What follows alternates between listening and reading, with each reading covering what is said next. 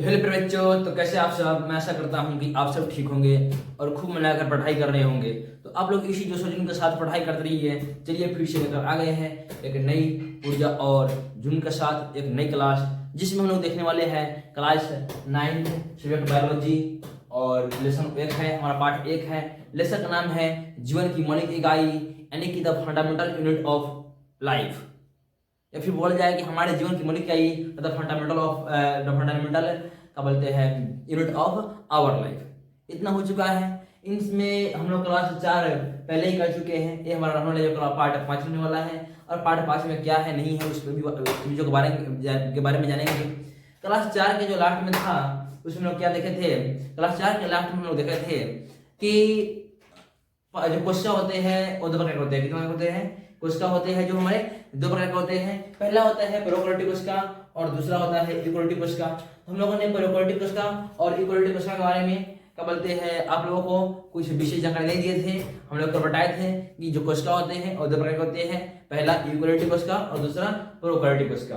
अब हम लोग देखने वाले हैं आज की इस वीडियो में कि यूकेरियोटिक कोशिका किसे कहते हैं और प्रोकैरियोटिक कोशिका किसे कहते हैं।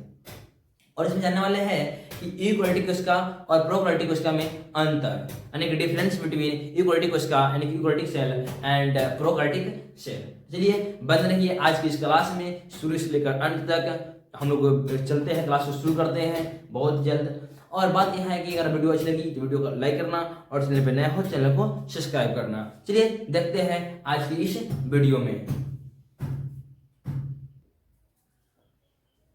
चलिए देखते हैं हम लोग यूकेरियोटिक कोशिका और प्रोकैरियोटिक कोशिका के बारे में विस्तृत रूप से जानकारी प्राप्त करते हैं। सबसे पहले बोल रहा है कि प्रोकैरियोटिक कोशिका किसे कहते हैं। क्या प्रोकैरियोटिक कोशिका किसे कहते हैं? हम लोग देखेंगे कि वे अविकसित कोशिकाएं जिनमें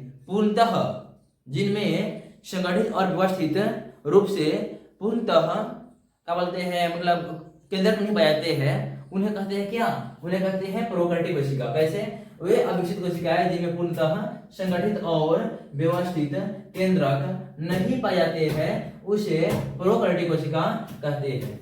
हम लोग से कोई पूछेगा कि प्रोकैरियोटिक कोशिका किसे कहते हैं, या फिर आपसे कोई पूछे कि प्रोकैरियोटिक कोशिका किसे कहते हैं, तो लोग क्या बोलेंगे कि वे अविकसित कोशिकाएं जिनमें पूर्णतः विकसित और व्यवस्थित क्या बोलते हैं केंद्रक या कोशिकांग नहीं पाए जाते हैं उसे कहते हैं क्या?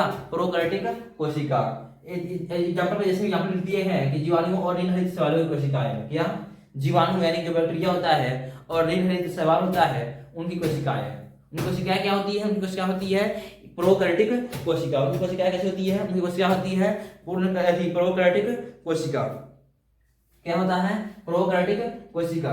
क्या बोले हम लोग बोले हैं कि वे अविकसित कोशिकाएं जिनमें पूर्णतः संगठित और व्यवस्थित केंद्रक नहीं पाए जाते हैं उसे कहते हैं प्रोकैरियोटिक कोशिका। इतना हो गया। इसमें लिखा है नोट में कि इसे अविकसित या इसे अविकसित होगा भाई, यहाँ पे विकसित लिख लीजिएगा, अविकसित या पुरातन कोशिका भी कहा जाता है। क्या? इस यानी कि प्रोकैरियोटिक कोशिका को अविकसित या पुरातन कोशिका भी कहा जाता है। इतना कुछ करने के बाद में अब बोल रहा है कि यूकेरियोटिक कोशिका किसे कहते हैं। क्या? यूकेरियोटिक कोशिका किसे कहते हैं? यूकेरियोटिक कोशिका किसे कहते हैं? इसमें लिखेंगे हम लोग क्या लिखेंगे कि वे विकसित कोशिकाएं, वे विकसित, इसे विकसित देखिए यहाँ पे आपको विकसित है और यहाँ पे विकसित है। वे विकसित कोशिकाएं, वे विकसित कोशिकाएं जिनमें वे विकसित कोशिकाएं जिनमें क्या? जिनमें संगठित और व्यवस्थित केंद्रक, जिनमें संगठित और व्यवस्थित केंद्रक पाए जाते हैं। व्यवस्थित क्या? केंद्रक पाए केंद्रक तथा सभी कोशिकांग पाए जाते हैं उसे यूकेरियोटिक कोशिका कहते हैं। उसे यूकेरियोटिक कोशिका कहते हैं। क्या लिखे हैं कि वे विकसित कोशिकाएं जिनमें संगठित और व्यवस्थित केंद्रक तथा सभी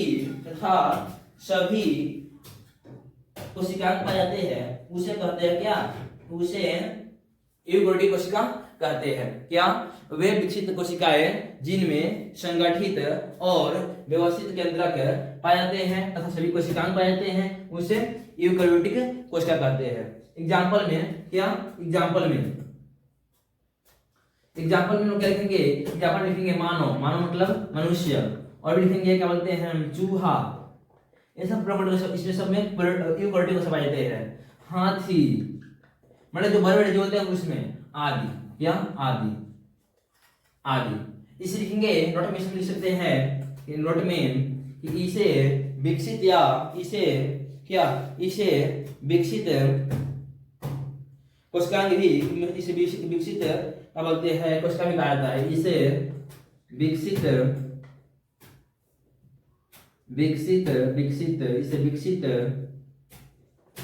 या नवीन कोशिका भी कहा जाता है। बात क्या था कि प्रोकैरियोटिक कोशिका किसे कहते हैं, तो उन्होंने लिखे हैं कि वे अविकसित कोशिकाएं जिनमें क्या, वे अविकसित कोशिकाएं जिनमें क्या बोलते हैं पूर्णतः संगठित और व्यवस्थित केंद्रक नहीं पाए जाते हैं और न ही कोई कोशिकांग पाए जाते हैं उसे कहते हैं प्रोकैरियोटिक कोशिका। जैसे में जीवाणुओं और नीलहरित शैवाली कोशिकाएं, और दूसरे में क्या लिखे हैं लोग, और इसे भी कहा जाता है, इसे ही क्या बोलते हैं अविकसित और तथा पुरातन कोशिका भी कहा जाता है। किसे क्या बोलते हैं प्रोकैरियोटिक कोशिका को। और भी क्या है दूसरा क्वेश्चन था नेक्स्ट लेवल का कि यूकेरियोटिक कोशिका किसे कहते हैं, क्या यूकेरियोटिक कोशिका किसे कहते हैं। तो हम लोग लिखे हैं कि वे विकसित कोशिकाएं जिनमें संगठित और व्यवस्थित केंद्रक तथा सभी कोशिकांग पाए जाते हैं उसे यूकेरियोटिक कोशिका कहते हैं। एग्जाम्पल में मानव, चूहा, हाथी आदि। इसे विकसित तथा नवीन कोशिका भी कहा जाता है। किसे, आपको पूछेगा कि नवीन कोशिका किसे कहा जाता है, तो यूकेरियोटिक कोशिका को। विकसित कोशिका किसे कहा जाता है, तो यूकेरियोटिक कोशिका को। मनुष्य में कौन सा कोशिका पाया जाता है, प्रोकैरियोटिक या यूकेरियोटिक, तो यूकेरियोटिक। इस तरह से। और पूछेगा जीवाणु में, शैवाल में कौन सा कोशिका पाया जाता है, तो प्रोकैरियोटिक। इस तरह से हम लोग जवाब दे सकते हैं। इतना करने के बाद अब हम लोग चलते हैं यूकेरियोटिक कोशिका और प्रोकैरियोटिक कोशिका के बीच में अंतर को देखेंगे। क्या, यूकेरियोटिक कोशिका और प्रोकैरियोटिक कोशिका के अंतर को देखेंगे। चलिए बंद रहिए आप लोग वीडियो में। चलिए देखते हैं अब हम लोग प्रोकैरियोटिक कोशिका और यूकेरियोटिक कोशिका के बीच में अंतर। ये प्रोकैरियोटिक कोशिका और यूकेरियोटिक कोशिका के बीच में आखिर क्या अंतर है, हम लिखते हैं। सबसे पहला अंतर और समझने का समझाने का पूरा प्रयास करेंगे और आप लोग समझने का पूरी तरह से प्रयास कीजिएगा। क्या बोल रहा है कि इधर बोल रहा है प्रोकैरियोटिक कोशिका, इधर लिख दिया गया है यूकेरियोटिक कोशिका। इन दोनों के बीच में क्या करना है, अंतर लिखना है। हम लिखेंगे इसमें सबसे पहले कि जो प्रोकैरियोटिक कोशिका है इसका आकार प्रायः छोटा होता है। क्या लिखेंगे कि इसका आकार प्रायः क्या होता है, छोटा होता है। क्या होता है, छोटा होता है। और इसमें लिखेंगे इसका आकार प्रायः बड़ा होता है। क्या, बड़ा होता है। इतना कुछ लिखने के बाद में अब इधर लिखेंगे दूसरा में क्या लिखेंगे, इधर दूसरा में लिखेंगे कि इसमें केंद्रक जो होता है, केंद्रक झिल्ली से घिरा हुआ नहीं होता है। क्या लिखेंगे, इसमें केंद्रक किसी बाहरी झिल्ली द्वारा नहीं घिरे होते हैं। और इसमें लिखेंगे कि दूसरा में कि इसमें केंद्रक किसी बाहरी झिल्ली द्वारा घिरे होते हैं। क्या, घिरे होते हैं। और इसमें तीसरा में क्या लिखेंगे, तीसरा में लिखेंगे इसमें केवल एक गुणसूत्र पाया जाता है। यानी कि इसके केंद्रक में केवल एक गुणसूत्र पाया जाता है। क्या, इसमें केवल एक गुणसूत्र पाया जाता है, इसमें केवल केवल एक गुणसूत्र पाया जाता है। क्या गुणसूत्र पाया जाता है, पाया जाता है। और इसमें लिखेंगे क्या, इसमें लिखेंगे कि इसमें एक से अधिक गुणसूत्र पाए जाते हैं। क्या लिख दिए सबसे पहले पैराकोटिक्स का और दूसरा यूकैरियोटिक्स का। पैराकोटिक्स का पहला क्या लिखे है, इसका आकार प्रायः छोटा होता है, और इसमें लिखा है इसका आकार प्रायः बड़ा होता है। फिर इसमें लिखा है इसमें केंद्र किसी बाहरी झिल्ली द्वारा नहीं घिरे होते हैं, लेकिन इसमें केंद्र किसी बाहरी झिल्ली द्वारा घिरे होते हैं। और जिसे बोलते हैं इसमें इसमें क्या बोलते हैं, इसे बोलते हैं हम लोग केंद्र की झिल्ली। और इसमें बोल रहा है कि इसमें केवल एक गुणसूत्र पाया जाता है, और इसमें एक से अधिक गुणसूत्र पाए जाते हैं। इसका हम लिखेंगे इसमें केंद्रिका या न्यूक्लियोलस नहीं पाया जाता है, लेकिन इसमें जब केंद्र नहीं पाया जाता है तो अब केंद्र के बोलते हैं बाहर में झिल्ली ही नहीं है। तो इसमें क्या लिखेंगे, इसमें लिखेंगे कि इसमें केंद्रिका नहीं पाएगी, क्या केंद्रिका, इसमें केंद्रिका न्यूक्लियस नहीं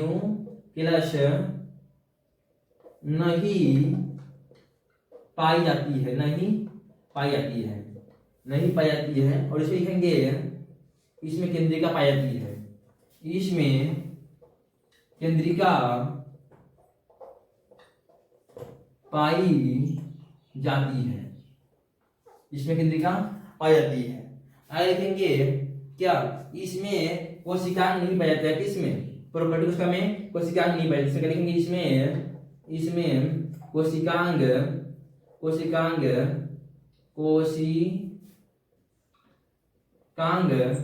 नहीं पाए जाते हैं। क्या इसमें कोशिकांग नहीं पाए जाते हैं। और इसमें लिखेंगे क्या, इसमें कोशिकांग पाए जाते हैं, क्या पाए जाते हैं, इसमें कोशिकांग पाए जाते हैं। और इसमें हम लिख सकते हैं क्या लिख सकते हैं, इसमें कोशिका का विभाजन मुकुलन द्वारा होता है। क्या इसमें कोशिका का विभाजन मुकुलन विधि है, मुकुलन द्वारा होता है। मुकुलन जो पढ़ना है, मुकुलन द्वारा जो पढ़ना है और पढ़ना लोगों को प्रजनन लेसन में उसमें पढ़ेंगे हम लोग। इसमें क्या, इसमें कोशिका का विभाजन मुकुलन द्वारा होता है। इसमें लिखेंगे कि इसमें कोशिका का विभाजन इसमें कोशिका का विभाजन समसूत्रण या इसमें कोशिका विभाजन समसूत्रण या अर्ध सूत्रण द्वारा होता है। इस विधि को भी हम लोग पढ़ेंगे, क्या बोलते हैं जो जनरल लेसन है उसमें पढ़ेंगे। क्या सबसे पहले हम लोग देखे हैं कि प्रोकैरियोटिक्स का और यूकैरियोटिक्स का क्या होता है। तो हम लोग देखे हैं कि प्रोकैरियोटिक्स का वैसे कोशिका कहते हैं जो अविकसित तथा क्या बोलते हैं संगठित नहीं होते तथा जिसमें किसी प्रकार के कोशिकांग नहीं पाए जाते हैं, और पाए जाते हैं तो वे क्या बोलते हैं अविकसित होते हैं, यानी संगठित नहीं होते हैं। और जबकि इसमें देखे हैं यूकैरियोटिक्स कोशिका में कि इसमें विकसित कोशिका पाए जाते हैं, और इसमें केंद्र की पाए जाते हैं, और सही प्रकार के कोशिकांग भी पाए जाते हैं। इतना कुछ और ऐसा क्या होते हैं संगठित और व्यवस्थित भी होते हैं। इसके एग्जाम्पल में देखे हैं प्रोकैरियोटिक्स का एग्जाम्पल में क्या देखे हम लोग, इसमें आते हैं क्या बोलते हैं सूक्ष्म जीव और जीवाणु, और क्या बोलते हैं कुछ मतलब शैवाल आदि आते हैं, और इसमें देखिए इसमें मनुष्य, चूहा, घोड़ा, हाथी ये सब आते हैं। किसमें, इसमें, यानी कि इसमें विकसित जीव आते हैं और इसमें अविकसित जीव आते हैं। इसलिए इसमें लिखा हूं कि अब इसमें देखे हैं इसका मतलब क्या बोलते हैं प्रोकैरियोटिक्स का और यूकैरियोटिक्स का में अंतर। तो हम लोग क्या देखे हैं, इसका आकार प्रायः छोटा होता है और इसका आकार प्रायः बड़ा होता है। यानी कि कोई पूछेगा कि प्रोकैरियोटिक्स का क्या अपेक्षा यूकैरियोटिक्स का आकार कैसा होता है, तो मैं क्या बोलेंगे छोटा होता है, यूकैरियोटिक्स का बड़ा होता है। और इसे लिखेंगे कि इसमें केंद्र किसी बाहरी झिल्ली से नहीं घिरे होती है। क्या केंद्र किसी बाहरी झिल्ली से नहीं घिरे होते, लेकिन इसमें क्या होता है, इसमें केंद्र किसी बाहरी झिल्ली से घिरे होते हैं। क्या घिरे होते हैं। इसमें केवल गुणसूत्र केवल एक गुणसूत्र पाए जाते हैं, लेकिन इसमें एक से अधिक गुणसूत्र पाए जाते हैं। इसमें केवल एक गुणसूत्र पाए जाते हैं और इसमें एक से अधिक गुणसूत्र पाए जाते हैं। इसमें लिखे है कि इसमें केंद्रिका न्यूक्लियस नहीं पाया जाता है, लेकिन इसमें केंद्रिका पाया जाता है। इसमें केंद्रिका क्या होता है, पाई जाती है।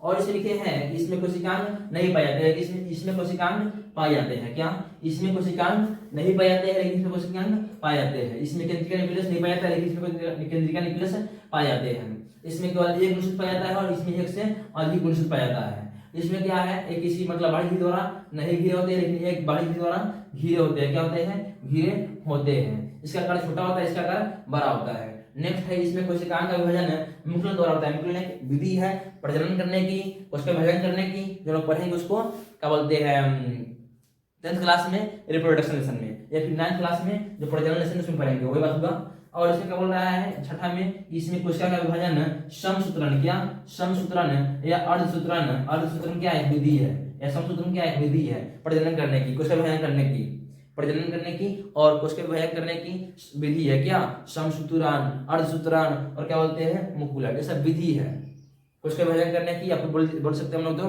प्रजनन करने की। तो इतना हम लोग जाने हैं आज की इस वीडियो में प्रोकैरियोटिक कोशिका और यूकैरियोटिक कोशिका क्या होता है। प्रोकैरियोटिक कोशिका हम लोग किसे कहेंगे, यूकैरियोटिक कोशिका हम लोग किसे कहेंगे, प्रोकैरियोटिक कोशिका और यूकैरियोटिक कोशिका के बारे में कुछ अंतर जाने हैं। इतना कुछ जानने के बाद में अब हम लोग क्या बोलते हैं देखने वाले हैं इस सभी कोशिकाओं के में मुख्यतः 3 कार्य क्षेत्र होते हैं। और 3 कार्य क्षेत्र कौन कौन से हैं उन्हीं के बारे में विशेष रूप से बात करेंगे। और हमारा लास्ट टॉपिक होगा कि मतलब सभी कोशिकाओं में 3 प्रकार के जो होते हैं, जो विशेष क्या बोलते हैं कार्य क्षेत्र है, वो कौन कौन से होते हैं उन्हीं के बारे में हम लोग बात करेंगे अभी इसी वीडियो में। तो वीडियो में बंद रहिए अभी शुरू से लेकर लास्ट। चलिए देखते हैं आज की इस वीडियो में हम लोग प्रोकैरियोटिक कोशिका और यूकैरियोटिक कोशिका के बारे में और प्रोकैरियोटिक कोशिका और यूकैरियोटिक कोशिका में के अंतर के बारे में इतना हम लोग आज की इस वीडियो में देख लिए हैं। और मिलते हैं हम लोग नेक्स्ट वीडियो में, तब तक के लिए जय हिंद दोस्तों। और वीडियो अच्छी लगी हो तो वीडियो को लाइक करना और चैनल पर नए हो चैनल को सब्सक्राइब करना। मिलते हैं नेक्स्ट वीडियो में।